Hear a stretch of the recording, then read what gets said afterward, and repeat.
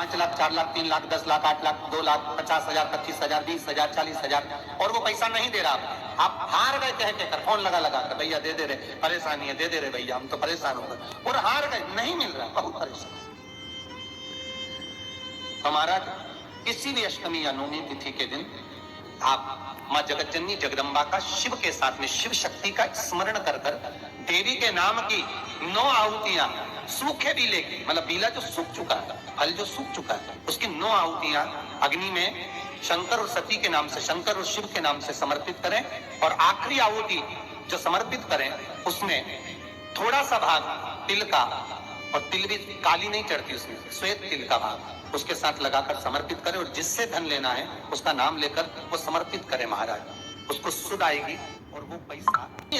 हे जगजननी, हे जगदम्बा, तेरा नेत्र बिंदु से जो प्रकट हुआ वृक्ष है बेलपत्र का, उस वृक्ष की एक एक जड़ हो, टहनी हो, डाली हो, फल हो, शूल हो, वो सब मुझे अंगीकार है, मुझे स्वीकार, मुझे स्वीकार।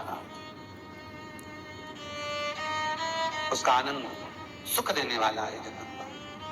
मां पार्वती शिव जी के साथ में आनंद में विराजमान। और एक निवेदन आप सबसे कहूंगा, प्रयास करिएगा जीवन में 2 रोटी कम खा लो पर किसी से कर्जा मत। और एक शिवलिंग के अंदर केवल अकेला शंकर नहीं है, जहां पर गोल धारी पर शिवलिंग रखा हुआ है वो जगदम्बा पार्वती का हस्त कमल है। जहां पर से पानी नीचे गिर रहा है उसका राइट भाग में गणेश और लेफ्ट भाग में कार्तिकेय है। बीच में शिवलिंग के सामने जो मोटी सी लाइन है वो शंकर भगवान की छोटी लड़की अशोक सुंदरी है। शंकर भगवान के ऊपर जलाधारी में से जो बूंद बूंद पानी गिर रहा है वो साधारण नहीं, शंकर भगवान की 5 लड़कियां जया, विषहरा, सामरीबारी, दोतली और देव है। शंकर भगवान के 13 की 13 बच्चे एक ही शिवलिंग में विराजमान है। और जहां पर शिवलिंग ऊपर की ओर रखा हुआ है वहां पर 33 कोटि देवता विराजमान है। जहां से शंकर का पानी चढ़ा हुआ निकल 33 कोटि देवता हाथ की अंजलि लेकर जल का आचमन करते हैं। जब सारे देवता वहां पर हैं तो हम भटके क्यों? हम क्यों जाएं यहां से? क्यों जाएं? अब मर्जी तुम्हारी है, तुम चाहो तो ये थोड़े दिन इस देवता को बज लो, थोड़े दिन उस देवता को बज लो, सारे मंदिर में घूमते हुए, बात तो वही है। तो ये नसों में तकलीफ रहती है, लोगों को गठिया का दर्द रहता है, गठिया बाय हो जाती है, उसके लिए भी हमारे यहाँ शास्त्र कहता है, शिव महापुराण की कथा कहती है कि बेल का जो फल होता है वो 12 महीने शिवरात्रि आती है, 12 महीने शिवरात्रि को बेल का जो फल होता है उस फल को सुखाकर रख लो और 12 महीने की शिवरात्रि पर शंकर भगवान के शिव मंदिर में दोपहर के ठीक 12 बजे जाकर शंकर को समर्पित करो। 1 लोटा पानी चढ़ा दो, बेलपत्र समर्पित कर दो, उस बेल के फल को उठाकर लिया और उस बेल के फल को उठाकर उसका थोड़ा सा भाग अपने भोजन में या आहार में उसको ग्रहण करना प्रारंभ कर दो, बस थोड़ा सा। जो गठिया का दर्द होता है नस, एक औषधि। महाराज शिव कथा कर रही, बाबा भोलेनाथ की कथा कर रही है कि बहुत दुख भी अगर आ गया तो बाबा को समर्पित कर पूर्ण समय हम भगवान को समर्पित करें। मेरा आप सबसे निवेदन रहेगा कि दिन भर में 24 घंटे में कम से कम 5 बार, केवल 5 बार ओमकार का नाद होना चाहिए। क्यों? तो कहता है ये इंद्रियां हमारी जो गलत मार्ग पर जाती हैं उसको केंद्रित कर कर शरणागति का मार्ग पर पहुंचा देती है। केवल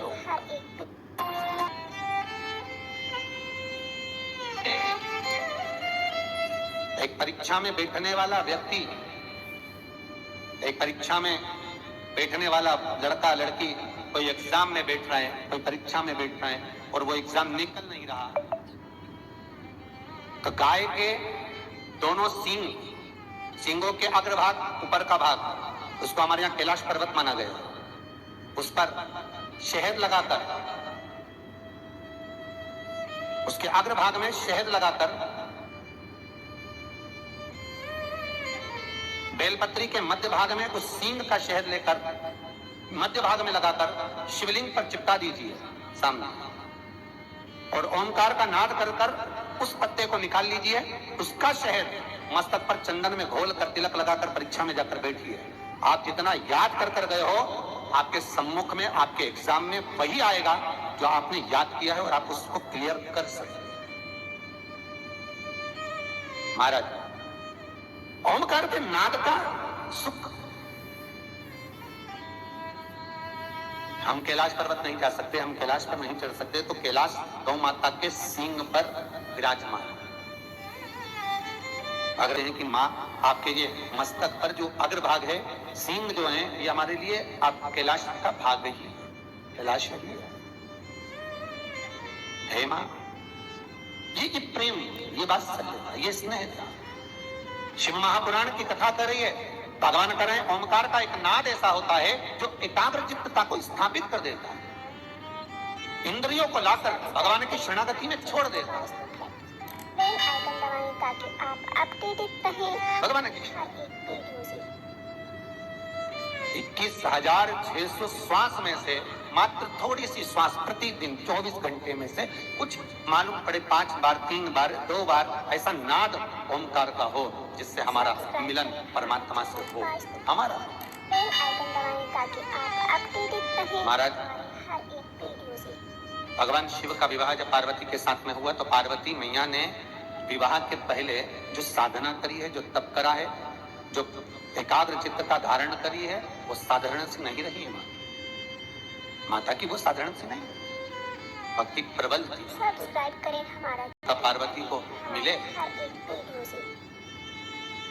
और विचार करिएगा जरा, आज भी माताएं अच्छा वर पाने के लिए, कन्याएं उत्तम पति पाने के लिए अगर आराधना करती हैं तो शिव की करती है, शंकर की, माँ जगदन्नी, जगदम्बा की, अम्बा की, दुर्गा की। क्यों? क्योंकि हम इनकी आराधना करेंगे, हम इनकी भक्ति करेंगे, तो जैसे पार्वती जी को शिव मिले, ऐसे हमको भी कोई अच्छा वर प्राप्त हो।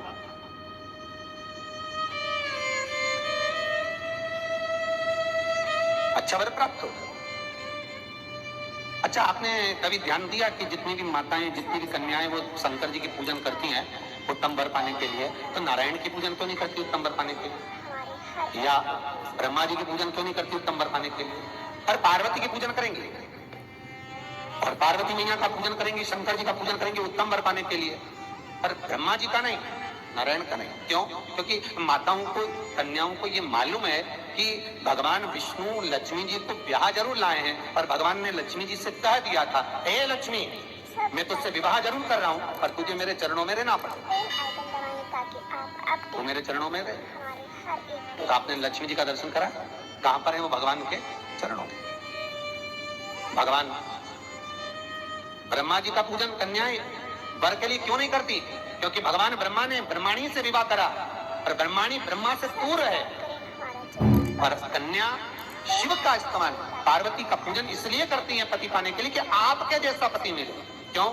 क्योंकि शंकर भगवान स्वयं नीचे हैं और माँ जगत जननी जगदम्बा को उन्होंने ऊपर बिठा रखा। किसी भी शंकर जी के मंदिर में जाकर देखना, शंकर का शिवलिंग नीचे होगा और पार्वती सामने हाथ जोड़ी हुई ऊपर न जा। मेरे भोलेनाथ अर्धांगिनी का आदर करना जानते हैं, सम्मान करना जानते हैं कि तुम अग्रभाग में रहो, ऊपर रहो, सम्मान आपको मिलता रहे, क्योंकि आप हमारी अर्धांगिनी। शिव भले नीचे हो, आप तो जाओ महाकाल का दर्शन कर लो, महाकाल में भी आप जाएंगे, मल्लिकार्जुन में चले जाओ, चाहे आप त्र्यंबक चले जाओ, चाहे आप सोमनाथ चले जाओ, रोज आपके यहाँ सोमनाथ के भी दर्शन आते होंगे, है महाकाल का दर्शन आता, कभी दर्शन करना। महाकाल बाबा नीचे हो, पार्वती जी बिल्कुल दीवार में बिल्कुल सामने ऊपर, सोमनाथ जी नीचे, जगदम्बा सामने ऊपर, बाबा वेदनाथ नीचे, जगत जननी ऊपर। आदर का जो भाव है वो शिव में, सम्मान का जो भाव है वो शंकर में, कि मैं इनका आदर करना जानूं। इसलिए नारी भगवान शिव जैसा पति चाहती, भोलेनाथ जी जैसा मिले, अलमस जब जाए साथ लेकर जाए बाबा विश्वनाथ जैसा। श्री शिवाय नमस्तुभ्यं, श्री शिवाय नमस्तुभ्यं, श्री शिवाय नमस्तुभ्यं।